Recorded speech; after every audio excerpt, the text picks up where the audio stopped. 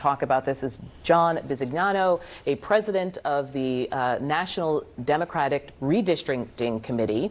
And I understand that that fundraising event was your event and that the former president helped raise upwards of $2 million. So what's the plan for that money? Lawsuits, ad campaigns? That's right, Audie. And the president has been extraordinarily gracious with us, and he helped found our organization back in 2017. So he's been a part and a player for us for the entire existence of our time. Now, the reality is we are focused on what's happening in Texas right now. And last night we saw the House pass a bill.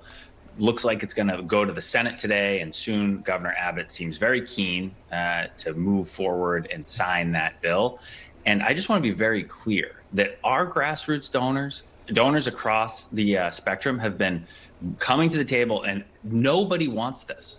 That's one thing that we're seeing consistently, both in polling, both with donors. Nobody seems to want what's happening in Texas. And unfortunately, what you're talking about in California and other states beyond is going to continue to happen. If Texas sparks this flame, I assure you, Republicans are going to get burned as well.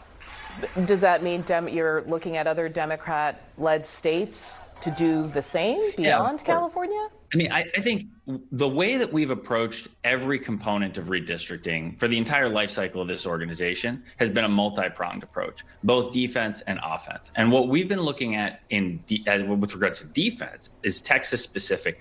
We've been in court in Texas for the past 3 years. We're going to be in court again very soon on these new maps. I guarantee that. What we're going to see across the country in grassroots support is going to increase. You're going to start to see people understand that gerrymandering is bad at a much higher rate. And we need to focus on those places to elevate the issue and make sure that such a complicated issue isn't so complicated or wonky feeling. The thing is, I think voters already think gerrymandering is bad.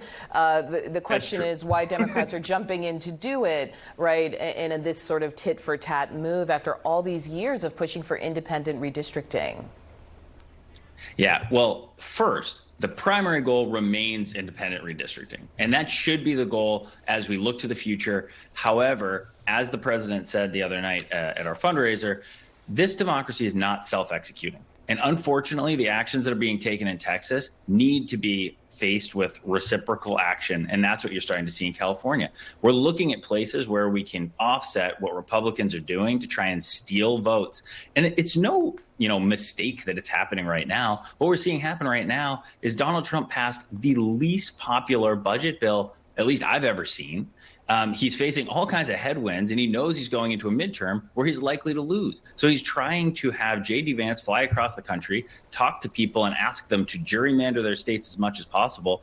And in that capacity, we need to be reactive, and we need to ensure that the democracy is not completely inhibiting one party from the ability to seek Congress and a representative democracy.